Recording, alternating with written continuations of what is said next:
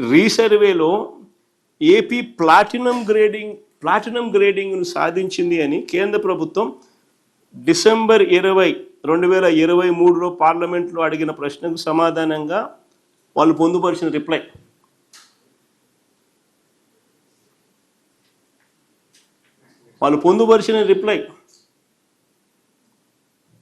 Platinum grade Andhra Pradesh government సాధించింది అని 2023 డిసెంబర్లో పార్లమెంట్లో అడిగిన ప్రశ్నకు సమాధానంగా వాళ్ళు పొందుపరిచినారు. 168 districts of states of which AP is part have completed 99% and above of the work on 6 components. As per 23-24 annual report of Ministry of Rural Development Government of India, Andhra Pradesh is amongst the states that completed more than 90% of the work with respect to the following. అని platinum grade ఇచ్చినారు. ఆశ్చర్యం ఏందో తెలుసా, ఇది జరిగింది 2020 December 23. అప్పటికే అయిపోయినాయి అని చెప్పి వాళ్ళు ప్లాటినం గ్రేడ్ ఇచ్చినారు. ఈ 400 కోట్లు ఎప్పుడు వచ్చినాయి తెలుసా?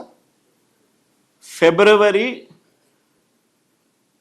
19, 2025, అంటే చంద్రబాబు నాయుడు ముఖ్యమంత్రి అయిన 6-7 నెలలకు ఫిబ్రవరి 19, 2025కి 400 కోట్లు వస్తే ఆ 400 కోట్లు చంద్రబాబు నాయుడు చేసిన గొప్ప పనికి కేంద్రం ఇచ్చింది అని చెప్పి వీళ్ళు క్రెడిట్ చోరీకి పాటుపడుతూ దానికి ఆయన కేంద్ర మంత్రి ట్వీటు, ఈయన థ్యాంక్ యూ, ఈయన మళ్ళా మాటలు, క్యూఆర్ కోడ్ ఈయన తెచ్చిన సొల్లు మాటలు,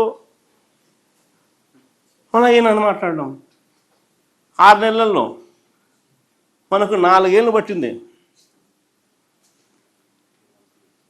2019 అక్టోబర్లో సచివాలయ సిబ్బందిని రిక్రూట్ చేసినాం. అక్కడ నుంచి 4 ఏళ్ళు పడితే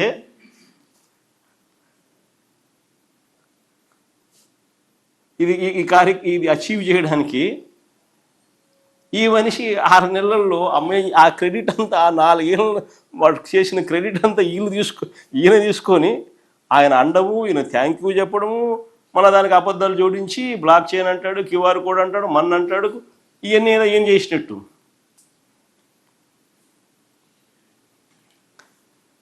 అసలు ఆశ్చర్యం ఏంటంటే, అసలు అందాక నిజంగానే ఆశ్చర్యం ఎక్కడ అనిపిస్తుంది, అందాక ఆయన చేసిన ఆరోపణలు ఏం కావాలా? ఎన్నికల ముందు వరకు ఈ 400 కోట్ల క్రెడిట్ అయినా తీసుకుంటున్నాడు అని అంటే, ఎన్నికల ముందు వరకు వక్రీకరిస్తూ ఆయన చేసిన ఆరోపణలు, ఆయన చేసిన ప్రకటనలు ఏంటివి మరి? అంటే ఒక అబద్ధాన్ని ప్రజలకు నమ్మించడం కోసం ఈ స్థాయిలో గోబల్స్ ప్రచారం చేయడం ధర్మమేనా? ప్రజల జీవితాలతో చెలగాడలాడడం న్యాయమేనా?